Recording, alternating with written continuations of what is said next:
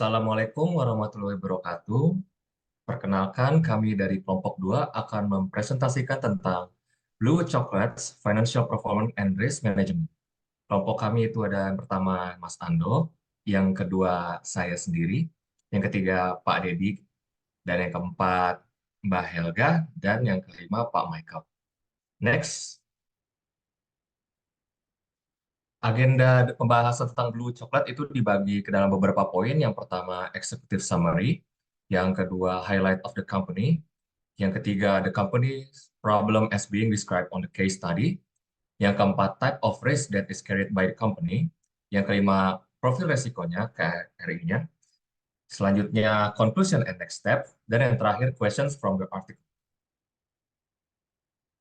Next, executive summary dari Bluewood Chocolate. Secara umum, gambaran perusahaannya merupakan produsen coklat skala menengah yang juga memasok produk khusus label pribadi. Perusahaan ini telah mengalami kinerja keuangan yang beragam selama beberapa tahun terakhir, yang tentunya menimbulkan kekhawatiran di antara anggota dewan tentang alasan dibalik hasil yang tidak memuaskan tersebut. Berikut adalah tantangan dan masalah utama yang dihadapi oleh Bluewood Chocolate. Yang pertama, kurangnya penjelasan untuk volatilitas kinerja keuangan. Yang kedua, ketidaksepakatan di antara eksekutif senior dan anggota dewan mengenai strategi dan tujuan perusahaan. Yang ketiga, pengawasan yang tidak memadai terhadap praktik lindung nilai dan komunikasi internal. Yang keempat, mendesak bertindak menghadapi tekanan dari bank dan menyajikan rencana tindakan yang komprehensif. Yang kelima, risiko utama yang diidentifikasi tanpa strategi respons yang jelas. Yang keenam, resistensi terhadap penerapan Enterprise Risk Management atau RM yang dianggap sebagai latihan birokratis. Kemudian arah strategis dari Bluewood Chocolates harus fokus pada stabilisasi dan peningkatan kinerja keuangan dengan mempertimbangkan strategi konservatif dengan kemungkinan pengurangan pasar. Perusahaan harus memprioritaskan pemahaman dan mitigasi risiko, meningkatkan komunikasi internal, dan menyelaraskan prosedur operasional dalam kerangka ERR.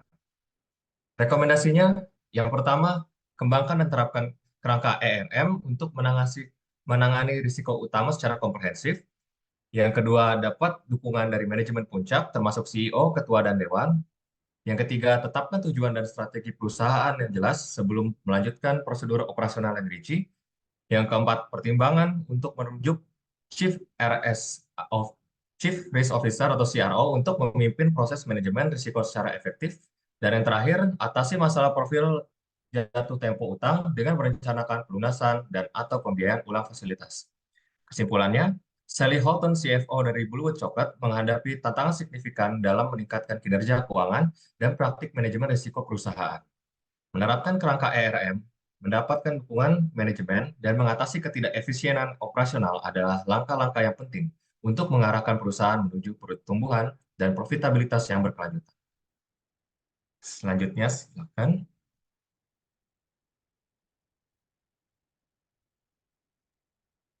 Ya, selanjutnya saya akan menjelaskan highlight of Bluewood Chocolate. Overview dari Bluewood Chocolate sendiri itu ada 3, yaitu Bluewood Chocolate merupakan produsen coklat curah dan coklat spesial skala menengah menghadapi ketidakstabilan finansial. Kemudian yang kedua, Sally Houghton yang baru saja ditunjuk sebagai CFO memiliki pengalaman luas dalam manajemen risiko harga komoditas dan mata uang asing. Perusahaan telah menunjukkan kinerja keuangan yang beragam dengan volatilitas yang tidak dapat dijelaskan dan hasil yang tidak memuaskan. History dan Growth didirikan 50 tahun lalu oleh John Ferguson Senior. Kemudian dia dimulai dari sebagai produsen lokal di Illinois, kini menjadi perusahaan internasional skala menengah. Pertumbuhannya tidak merata dengan beberapa titik puncak dan titik terendah. Market presence dan produk offering-nya, mereka menghasilkan coklat curah untuk permen sereal dan makanan penutup. Mereka juga memasok produk label pribadi khusus, dan yang ketiga mereka juga merupakan pelanggan utama yang berada di Amerika Serikat, Kanada, Meksiko, Inggris, dan Eropa.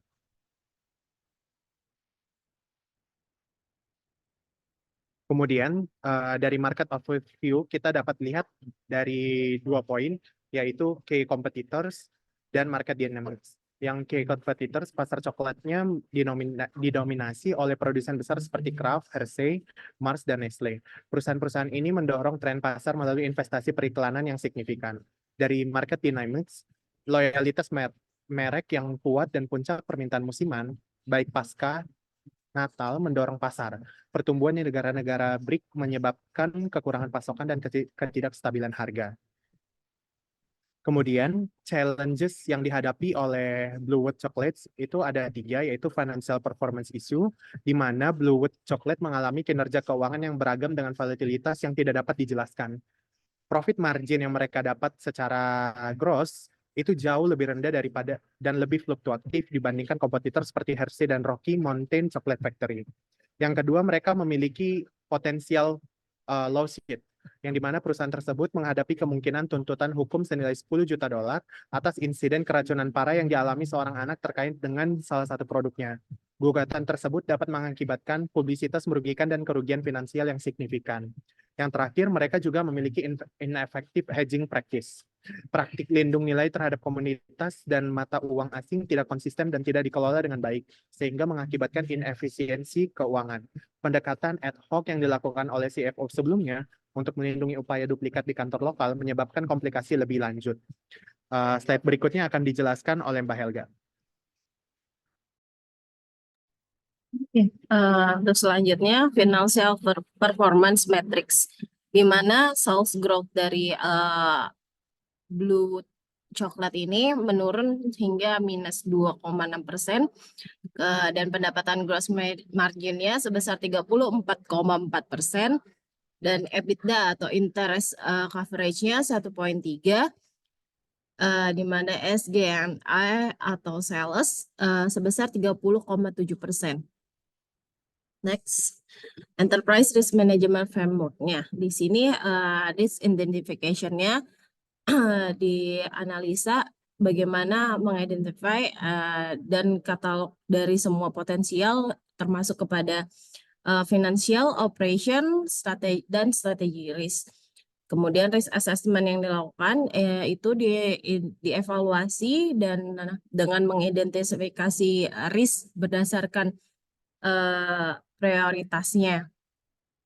Risk mitigation yang dilakukan di mana strategi pengembangan ini dilakukan mitigasi di mana skala prioritas risiko termasuk kepada sharing, reduction, dan acceptance itu dilakukan untuk memitigasi risiko.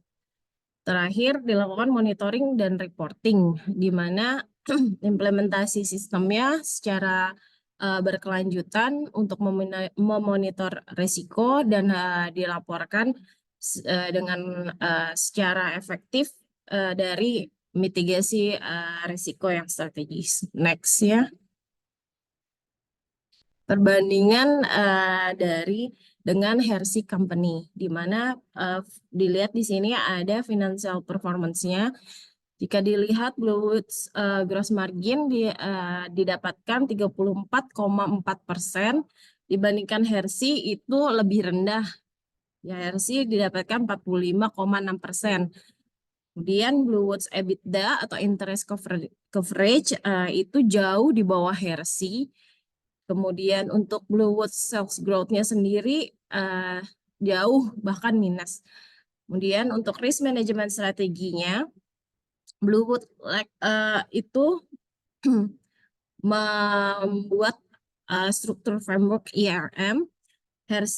Kemudian Hershey pegawai Hershey yang menerapkan IRM sistem, di mana dan Bluewood itu menerapkan juga tidak menerapkan koordinasi yang efektif dan antar komunikasi yang kurang baik. Nah, itu untuk dapat diperbaiki.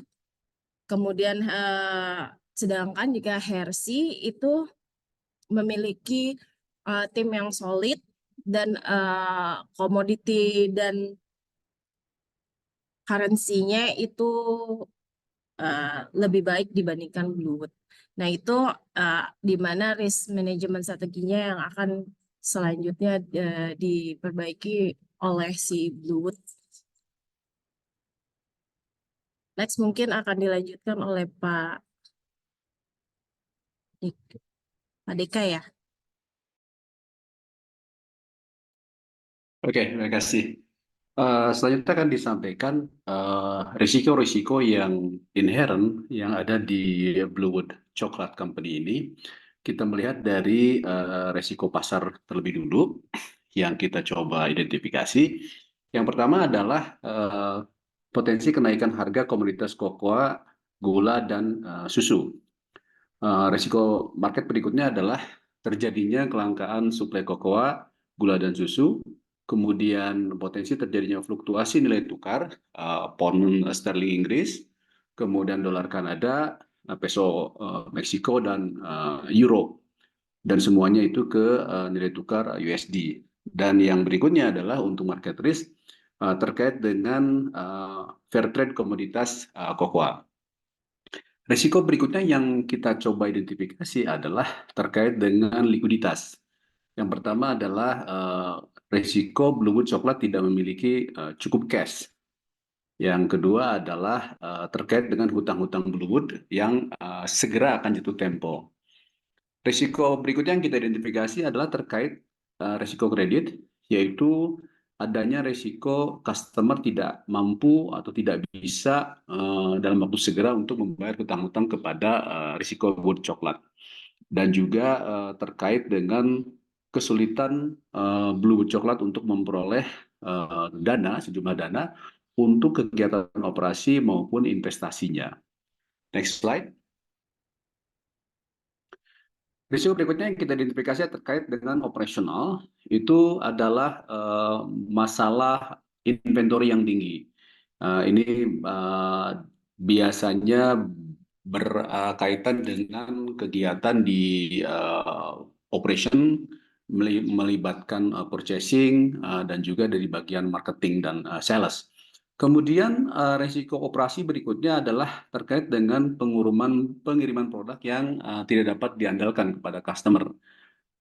Juga berikutnya adalah terjadinya kemungkinan mogok buruh atau workforce strike dan juga kesulitan untuk mendapatkan karyawan baru ataupun mempertahankan karyawan yang lama. Risiko yang kita identifikasi berikutnya adalah terkait dengan risiko legal. Tadi di bagian sebelumnya disampaikan bahwa Bluewood Chocolate menghadapi kemungkinan klaim dari salah satu customer sebesar 10 juta dolar. Risiko strategik, ya kita juga melihat ada di dalam kegiatannya Bluewood itu adalah terkait dengan persaingan akibat dinamika pasar dan juga customer preference terkait dengan produk-produk coklat. Berikutnya adalah terkait teknologi peralatan pabrik yang semakin canggih dan efisien. Sebagaimana kita identifikasi bahwa Bluewood Chocolate ini memiliki peralatan-peralatan yang masih lama. Risiko strategik yang mengikuti berikutnya adalah terkait dengan adanya peraturan pemerintah terkait dengan kuota impor, baik kuota impor untuk kokoa, gula, dan ingredient-ingredient lainnya. Risiko strategik terakhir adalah terkait dengan perubahan politik di negara sumber kokoa, di mana sebagaimana kita ketahui bahwa kokoa yang diperoleh dari beberapa negara seperti Brazil, Costa Rica, Ekuador, dan Republik Dominika yang secara relatif boleh jadi memiliki instabilitas di bidang politik.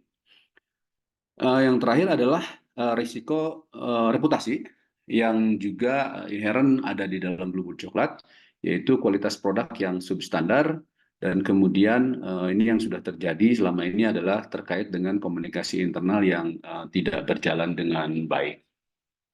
Next slide.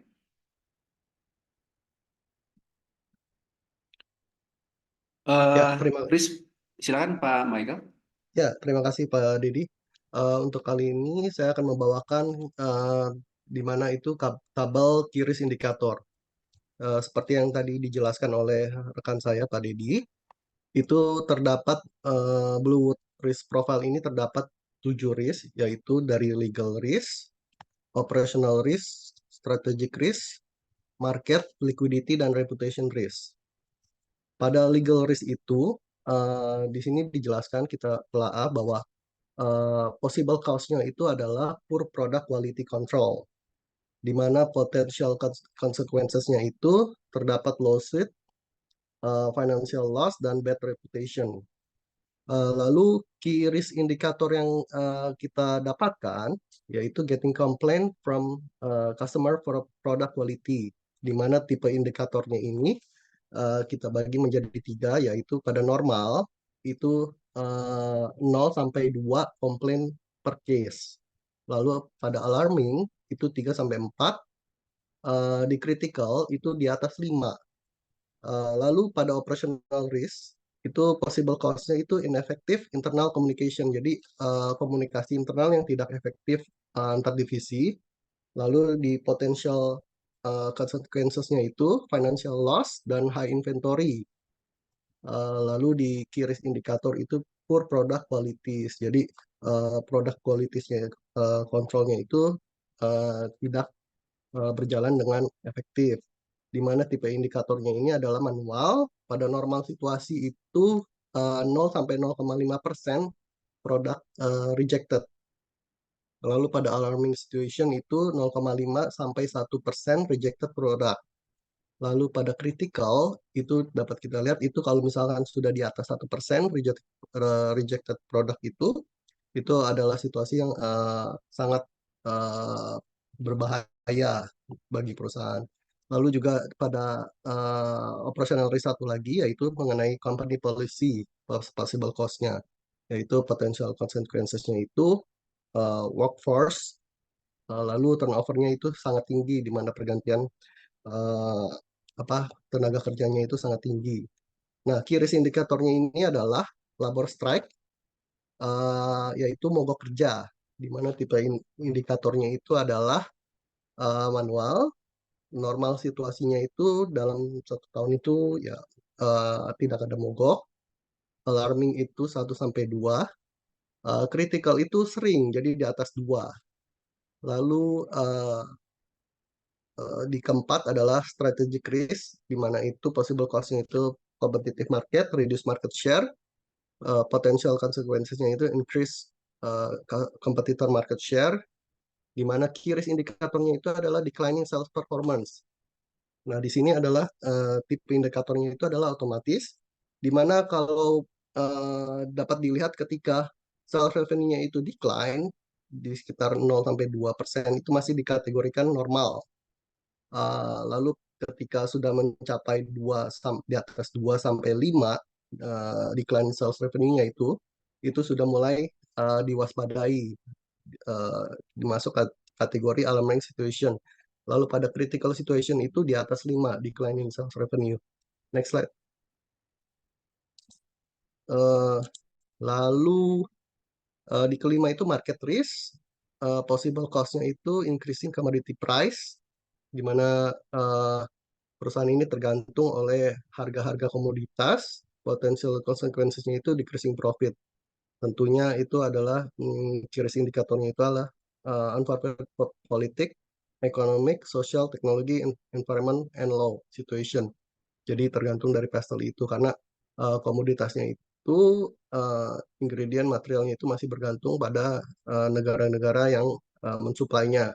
Tipe indikatornya itu adalah manual, di mana normal situation-nya itu 1 sampai 5% harga komoditas yang meningkat. Alarming situation-nya itu di 5 sampai 10, critical 10% kenaikannya dari komoditas itu. Lalu adalah liquidity risk, possible cost-nya itu aset yang tidak bisa dicairkan ketika untuk menjalankan suatu operasional atau kegiatan usaha. Lalu ada investasi yang tidak dikenali. Lalu juga ada permasalahan dari pendanaan. Potential consequences-nya itu tidak bisa mengejar dari production dan demand itu tidak ketemu. Key indikator itu tidak ada investasi yang terencana. Tipe indikatornya itu manual, di mana normal, alarming, critical itu kalau misalnya normal itu 5 investasi financial instrument itu yang sudah dilakukan perusahaan itu untuk uh, untuk berkembangnya perusahaan itu untuk diinvestasikan di lain bidang. Lalu di alarming itu perusahaan itu hanya menginvestasikan satu financial instrument, di critical itu tidak ada, jadi tidak ada perputaran.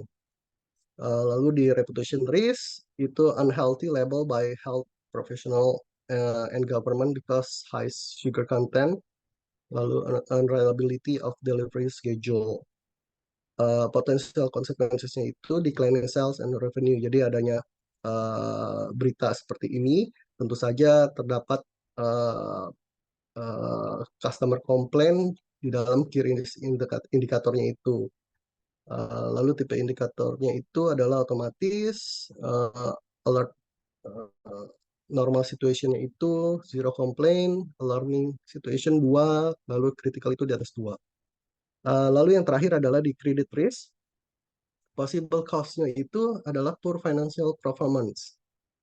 Potential consequences-nya itu limited access to get loan from bank. Key risk indikatornya itu high debt to equity ratio performance, di mana tipe indikatornya itu adalah manual. Lalu normal situation-nya itu 1-1,5, alarming situation-nya itu adalah 2, critical situation-nya itu di atas 2. Berikut selanjutnya akan dilanjutkan. Ya, terima kasih Bang Mike untuk bagian profil resikonya. Dilanjutkan ke bagian conclusion and next steps. Bluewood Chocolates menghadapi tantangan signifikan dalam kinerja keuangan, manajemen risiko, dan komunikasi internal. Penerapan kerangka ERM yang komprehensif sangat penting untuk mengatasi volatilitas dan meningkatkan prediktabilitas keuangan. Yang ketiga, matriks keuangan utama menunjukkan perlunya pengendalian biaya dan perencanaan strategis yang lebih baik untuk meningkatkan profitabilitas. Yang keempat, tindakan segera mencakup peningkatan komunikasi internal, penyempurnaan praktik lindung nilai, dan pengembangan rencana tindakan terperinci untuk manajemen risiko keuangan. Dan yang terakhir, kolaborasi dengan Dewan Direksi dan mendapat dukungan dari pimpinan senior sangat penting untuk keberhasilan penerapan strategi baru. Selanjutnya dilanjutkan ke bagian pertanyaan dari artikel. Silakan kepada Pak Deka.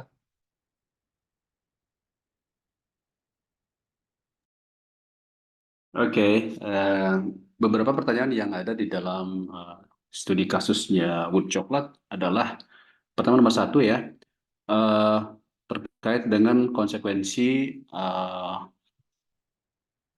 yang akan terjadi kepada Bluewood Chocolate Company jika situasinya itu tidak ada perubahan, artinya as it is, gitu ya. Jadi berdasarkan hal tersebut, kami melihat bahwa terkait dengan prospek kinerja keuangan yang beragam. Ini Bluewood Chocolate itu memiliki sejarah yang kinerja keuangan yang beragam dari tahun ke tahun dan menunjukkan potensi untuk dapat diperbaiki. Yang kedua adalah penjualan yang stabil. Penjualan perusahaan tetap cukup baik, menunjukkan ketahanan dalam menghasilkan pendapatan. Kemudian berikutnya adalah peluang peningkatan keuntungan, di mana terdapat ruang sebenarnya untuk meningkatkan kinerja keuangan, terutama dalam meningkatkan profitabilitas dan mengendalikan input pembelian utama, terutama untuk ingredient utamanya. Selanjutnya adalah hubungan industri. Jadi meskipun baru-baru ini Bluewood Chocolate mengalami pemogokan atau strike, tenaga kerja memiliki sejarah hubungan industri yang baik sebenarnya, yang dapat di recover untuk operasi yang lebih lancar di masa yang berikutnya.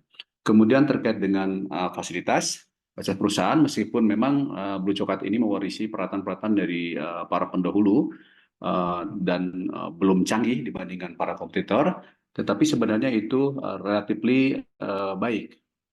Dan ini juga menjadi basis untuk mampu bagi Blue Chocolate untuk meningkatkan marketnya ataupun operationnya mereka. Terkait dengan konsekuensi jika Bluewood tidak melakukan perubahan adalah satu, berikut terkait dengan tantangan yang akan dihadapi dalam waktu dekat, yaitu sejumlah hutang yang akan jatuh tempo, di mana ini merupakan kewajiban lah ya yang tidak bisa ditunda-tunda untuk segera melakukan pembayaran ke bank. Yang berikutnya adalah konsekuensi terkait dengan profitabilitas, di mana profitabilitas yang rendah karena biaya yang tinggi dan tidak adanya kontrol yang memadai terkait dengan proses pembelian, sehingga ini juga mendorong terjadinya problem di area keuangan. Yang berikutnya adalah terkait dengan kompetisi pasar. Jika margin terus berada di bawah rata-rata industri yang sebagaimana tadi disampaikan dari laporan keuangan, maka tentunya competitiveness-nya dari si Bluebird ini akan semakin terancam dan jelas akan mempengaruhi pendapatan Bluebird. Terkait dengan hubungan perbankan juga ini menjadi konsekuensi yang harus dihadapi atau akan dihadapi oleh Bluewood, yaitu para bank yang selama ini membiayai Bluewood tentunya akan melihat Bluewood terkait dengan risiko yang dihadapi Bluewood, sehingga akan membatasi kredit line yang akan diberikan kepada Bluewood. Dan yang terakhir adalah terkait dengan ketidakstabilan keuangan secara overall, di mana Bluewood jelas-jelas secara perencanaan ini kurang. Kemudian terkait pelunasan juga dipertanyakan, dan ini menyebabkan ketidakstabilan keuangan dan permasalahan di Kerdai. Demikian, selanjutnya untuk pertanyaan berikutnya dilanjutkan oleh Pak Andro.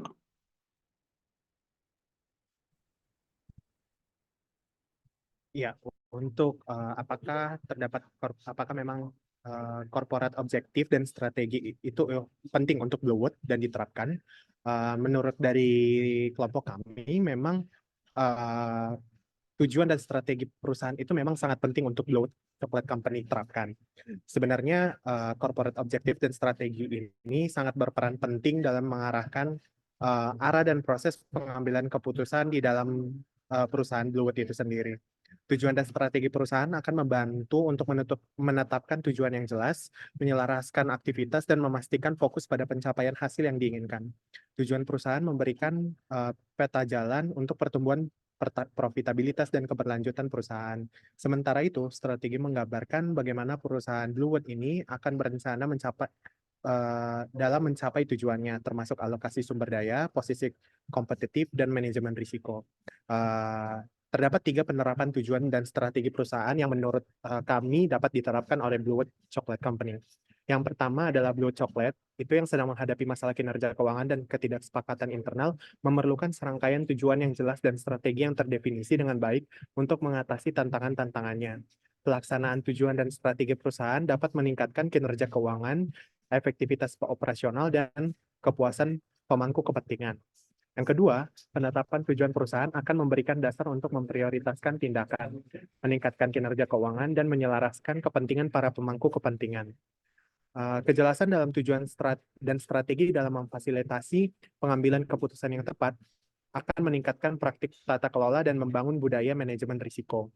Dan yang terakhir, menurut kami, Bluewood harus mengembangkan strategi yang komprehensif yang dapat memungkinkan perusahaan untuk menavigasi ketidakpastian, meningkatkan efisiensi operasional, dan mengelola risiko secara efektif. Hal ini dapat membantu dalam mengatasi masalah seperti kinerja yang buruk, kurangnya pengawasan, dan komunikasi yang tidak efektif di dalam organisasi. Selanjutnya akan dijelaskan oleh Pak Dekan kembali. Baik, nomor 3 terkait dengan pertanyaan itu adalah terkait diskusi mengenai apakah IRM, Financial Risk Management, atau FRM, framework itu akan memiliki manfaat bagi Bluewood apabila kedua hal ini, FRM maupun IRM, itu diimplementasikan. Jadi Bluewood dapat menghadapi berbagai tantangan seperti kinerja yang buruk, strategi yang tidak jelas, kemudian ketidaksepakatan atau miskoordinasi di antara eksekutif, dan kebutuhan akan pendekatan manajemen risiko yang komprehensif. Sally Hilton sebagai CFO sedang mempertimbangkan untuk menerapkan kerangka IRM untuk mengatasi masalah-masalah tersebut. Manfaat kerangka IRM pertama adalah penilaian risiko yang komprehensif, di mana IRM memungkinkan pandangan holistik terhadap risiko utama yang dihadapi perusahaan, memungkinkan pengembangan respon yang tepat untuk mengurangi risiko ini secara efektif. Manfaat berikutnya adalah terkait dengan sinkronisasi atau keselarasan strategi, di mana RM membantu menyelesaikan tujuan perusahaan, strategi, dan praktek manajemen risiko, memastikan bahwa manajemen risiko mendukung tujuan keseluruhan perusahaan. Manfaat berikutnya adalah terkait dengan komunikasi yang akan lebih baik, di mana memfasilitasi komunikasi internal yang lebih baik di antara berbagai fungsi yang ada dalam perusahaan, meningkatkan koordinasi dan pengawasan terhadap praktek manajemen risiko. RM juga dapat membantu di dalam proses pengambilan keputusan yang lebih baik, menyediakan kerangka kerja terstruktur untuk pengambilan keputusan dengan mempertimbangkan berbagai risiko dan dampak potensialnya terhadap tujuan organisasi. Hal berikutnya adalah manfaat yang dari ERM itu adalah manajemen risiko yang dinamis. ERM melampaui daftar risiko statis dengan menawarkan pendekatan yang dinamis terhadap manajemen risiko, beradaptasi dengan landscape risiko yang berubah dan memastikan relevansi yang berkelanjutan. Berikutnya adalah terkait dengan dukungan dari manajemen puncak yang bisa diberikan oleh ERM, di mana ERM membutuhkan dukungan dari manajemen puncak, termasuk dari CEO, ketua, dan dewan yang dapat meningkatkan dukungan dokumen terhadap inisiatif manajemen risiko. Berikutnya lagi adalah terkait dengan mengatasi tantangan yang ada yang dihadapi oleh Bluewood, yaitu ERM dapat membantu mengatasi tantangan seperti kurangnya pengawasan dalam praktek hedging atau lindung nilai, kemudian komunikasi internal yang tidak efektif, dan ketidaksepakatan tentang strategi bisnis dengan menyediakan pendekatan manajemen risiko yang terstruktur. Hal terakhir adalah kemungkinan kustomisasi dari kerangka RM seperti yang sudah ada, yaitu ISO 31000, di mana menawarkan fleksibilitas untuk kustomisasi sesuai dengan kebutuhan berdasarkan kebutuhan spesifik organisasi dan profil risiko yang dimiliki oleh masing-masing perusahaan. Demikian, selanjutnya untuk nomor 4. Untuk nomor 4, apa saja sih tantangan yang paling besar dalam Bluewood untuk menerapkan dan mengembangkan risk management pada Bluewood, dan bagaimana struktur ownership itu sendiri berpengaruh kepada tantangan tersebut. Menurut kami, tantangan utama dalam mengembangkan dan menerapkan kerangka manajemen risiko untuk Bluewood itu yang pertama adalah perselisihan di antara eksekutif, senior, dan anggota dewan mengenai strategi dan tujuan.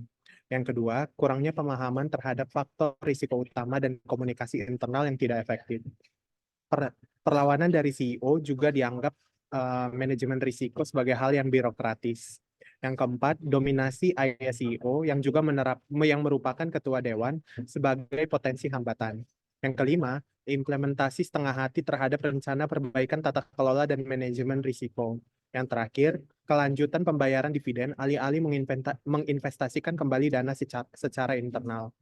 Dampak struktur kepemilikan itu juga kami lihat ada 5 poin yang harus dibahas di sini. Yang pertama adalah Bluewood dimiliki secara pribadi oleh berbagai entitas, termasuk keluarga pendiri, karyawan senior, dana pensiun, dana ekuitas swasta, dan investor swasta. Yang kedua, investor luar diikutsertakan untuk suntikan dana dengan ekspektasi dan jadwal yang berbeda untuk strategi keluar. Yang ketiga, dana pensiun menginginkan pertumbuhan jangka panjang, sementara dana ekuitas swasta berusaha untuk keluar dengan cepat. Yang keempat, dinamika keluarga dan tujuan yang berbeda dalam struktur kepemilikan dapat menghambat pengambilan keputusan dan keselarasan strategis. Yang kelima, potensi konflik kepentingan antara pemangku kepentingan dengan horizon investasi dan tujuan yang berbeda. Selanjutnya akan dijelaskan oleh Mbak Mei. Oke, untuk menjawab pertanyaan nomor 5, if the company is to develop a risk management framework, who should lead the process? So the chief risk officer or CRO be appointed. If so, to whom should he or she report and have access to? How could smaller companies without the resource for a dedicated CRO deal with ARM? What is the role for the board in such a process? Di mana di sini alurnya adalah CRO atau Chief Risk Officer itu yang sebagai memimpin prosesnya, di mana CRO sendiri itu melaporkan kepada CEO ketua dan dewan direksi lainnya yang ada di perusahaan tersebut. Kemudian perusahaan kecil yang tidak memiliki sumber daya untuk CRO dapat dipertimbangkan untuk menunjuk seorang eksekutif senior untuk mengawasi IRM itu sendiri. Kemudian untuk dewan direksi itu memainkan peran yang penting dalam mengawasi atau memonitor dan membimbing proses IRM. Next, selanjutnya untuk pertanyaan 6. Ya, pertanyaan nomor 6. Perlukah Bluewood melakukan strategi lindung nilai terhadap paparan dari komoditas atau dari foreign currency? Jika iya, seperti apa strateginya dalam melindungi nilai? Ya, Bluewood perlu melakukan strategi lindung nilai terhadap eksposur dari komoditas dan mata uang asing untuk mengelola risiko terkait volatilitas harga dan fluktuasi nilai tukar. Hedging dapat memberikan stabilitas arus kas, melindungi margin keuntungan, dan meningkatkan prediktabilitas hasil keuangan. Berikut hal yang perlu dilakukan dalam strategi hedging atau lindung nilai. Yang pertama, mengawasi pasar untuk melihat apakah ada perubahan yang perlu dilakukan berdasarkan kinerja pasar dan kinerja keuangan perusahaan. Yang kedua, membentuk tim khusus yang membantu melindungi perusahaan dari risiko. Tim ini perlu bekerja sama dengan Departemen Keuangan untuk memastikan setiap rencana sesuai dengan tujuan keuangan perusahaan. Yang ketiga, melakukan analisis menyeluruh terhadap eksposur perusahaan dari komoditas dan mata uang asing untuk menentukan jumlah lindung nilai yang optimal. Hal ini dapat melibatkan penilaian data historis, proyeksi masa depan, dan toleransi risiko perusahaan. Selanjutnya, memanfaatkan gabungan instrumen short term dan long term hedging. Yang jangka pendeknya itu dalam mengatasi risiko langsung, sedangkan yang untuk jangka panjang dapat memberikan perlindungan terhadap ketidakpastian jangka panjang. Selanjutnya, memanfaatkan kontrak berjangka, opsi, dan swap dapat membantu menanggulangi dampak dari fluktuasi harga komoditas seperti pangan dan minyak, serta perubahan nilai mata uang asing. Selanjutnya dilakukan analisis biaya manfaat atau cost benefit untuk menilai keuntungan dari berbagai opsi dibandingkan dengan biayanya. Analisis ini dapat membantu memutuskan berapa banyak opsi yang harus dimasukkan dalam strategi hedging. Dan yang terakhir, kepatuhan terhadap standar akuntansi untuk akuntan lindung nilai atau hedge accounting adalah penting, termasuk mendokumentasikan hubungan dan instrumen lindung nilai. Pelaporan yang transparan mengenai program lindung nilai dalam laporan keuangan diperlukan, termasuk pengungkapan jenis instrumen yang digunakan dan dampaknya. Pertanyaan terakhir akan dijawab oleh Pak Mike. Iya, terima kasih Mas Adit. Terakhir untuk pertanyaan nomor 7, pertanyaannya adalah, are there other areas where Bluewood should consider a risk management program? Di mana pertanyaan ini meliputi apakah ada area lain yang harus di-cover oleh Bluewood terkait risk management itu. Pertimbangan pertama adalah mengapa manajemen resiko Bluewood itu penting. Bluewood sebaiknya mempertimbangkan penerapan program manajemen risiko yang mencakup lebih dari sekedar risiko keuangan, yaitu ada area yang perlu dipertimbangkan meliputi risiko operasional, risiko rantai pasokan, risiko pasar, risiko kepatuhan regulasi, dan risiko strategis. Lalu kerangka manajemen risiko juga dapat membantu mengidentifikasi, menilai, dan mengurangi risiko di berbagai macam aspek bisnis di Bluewood itu sendiri. Lalu menerapkan pendekatan manajemen risiko yang holistik dapat juga meningkatkan pengambilan keputusan, meningkatkan ketahanan, dan melindungi nilai perusahaan itu sendiri. Lalu pentingnya investment management atau IRM. IRM dapat memberikan pandangan komprehensif terhadap risiko di seluruh organisasi. Lalu juga membantu dalam menyelaraskan manajemen risiko dengan tujuan dan strategi perusahaan. Tiga, memungkinkan prioritas risiko, pemantauan, dan strategi mitigasi. Meningkatkan komunikasi dan koordinasi antar fungsi yang berbeda dalam perusahaan dan anggota dewan. Yang kita ketahui sendiri terjadinya transisi kepemimpinan dari senior dan ke juniornya itu. Lalu struktur kepemilikan mempengaruhi juga proses pengambilan keputusan yang sangat cepat. Ketiga, keterbatasan sumber daya untuk perusahaan kecil dalam menunjuk personel manajemen risiko yang khusus. Lalu juga menyeimbangkan manajemen risiko keuangan dengan kerangka RM yang lebih luas. Lalu ada juga kepemimpinan dan struktur untuk rangka manajemen risiko Bluewood, yaitu mempertimbangkan untuk menunjuk Chief Risk Officer untuk memimpin proses manajemen risiko. CRO ini harus langsung melapor kepada manajemen senior dan memiliki akses langsung ke dewan. Dan keterlibatan dewan penting dalam mengawasi dan membimbing inisiatif manajemen risiko. Lalu juga perusahaan kecil dapat mengadopsi versi ARM ini yang dapat disesuaikan atau mencari keahlian eksternal untuk mendukung manajemen risiko yang dapat disesuaikan untuk kebutuhan. Lalu yang terakhir, untuk melindungi nilai komoditas dan mata uang asing, Bluewood sebaiknya itu menilai kebutuhan untuk melindungi exposure terhadap komoditas dan mata uang asing yang fluktuatif. Lalu juga mengembangkan strategi lindung nilai dengan mempertimbangkan faktor-faktor seperti jumlah yang dilindungi, jangka waktu, dan instrumen yang akan digunakan. Lalu juga adanya alokasi anggaran untuk premi opsi dan praktik akuntansi atau pelaporan penting untuk adanya transparansi dalam Bluewood itu sendiri. Lalu yang terakhir adalah memantau, mengevaluasi, dan menyesuaikan program lindung nilai secara teratur untuk menyelaraskan dengan tujuan bisnis dan kondisi pasar Bluewood itu sendiri. Sekian presentasi kita untuk ini. Saya kembalikan ke Mas Adit. Ya, terima kasih Pak Mike. Demikianlah presentasi kelompok 2 tentang Bluewood Company. Semoga paparan yang telah kami lakukan bermanfaat. Dan saya mewakili kelompok memohon maaf bila terdapat kekurangan dan kesalahan kata. Wassalamualaikum warahmatullahi wabarakatuh.